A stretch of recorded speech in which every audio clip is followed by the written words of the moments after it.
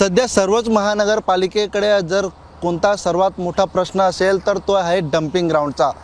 ठाणे महानगरपालिका क्षेत्रातील जो कचरा आहे तो डंप करण्यासाठी भिवंडी तालुक्यातील पडगा पंचक्रोशीतील जी गावं आहेत, आतकोली गाव, या गावच्या हद्दीमध्ये जवळपास 34 हेक्टर जागेमध्ये हा जो कचरा आहे तो डंप करण्यासाठी आणला जात आहे आणि याचाच त्रास जो आहे सध्या स्थानिकांना या ठिकाणी होताना दिसतोय।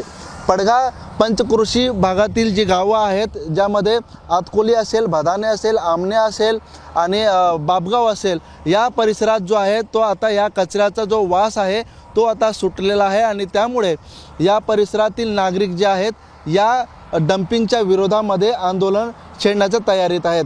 संघर्ष समितीकडून येत्या सोमवारीला भला मोठा जो आंदोलन आहे तो या डंपिंगच्या विरोधात होणार आहे।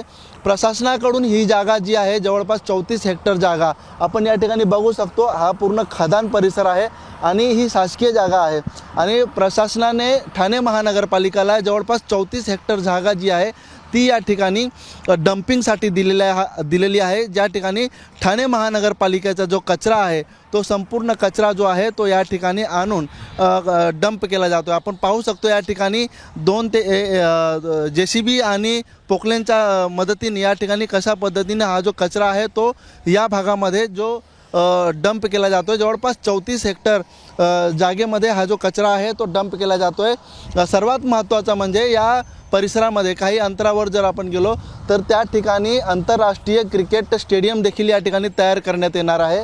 शिवाय त्यालगतच आपण जर बघितलं तर समृद्धी महामार्ग देखील आहे। मात्र हा जो कचरा या ठिकाणी एवढा मोठ्या प्रमाणात जो आता या ठिकाणी डंप केला जातो ठाणे महानगरपालिका क्षेत्रातील कचरा जो आहे त्याला मात्र आता या ठिकाणी स्थानिकांनी येथील विरोध दर्शवलेला आहे आणि संघर्ष समितीकडून येत्या सोमवारी भला मोठा आंदोलन जो आहे या डंपिंग ग्राउंडच्या विरोधात करण्यात येणार आहे। अनिल वर्मा, ABP माझा, भिवंडी। ABP माझा, उघडा डोळे बघा नीट।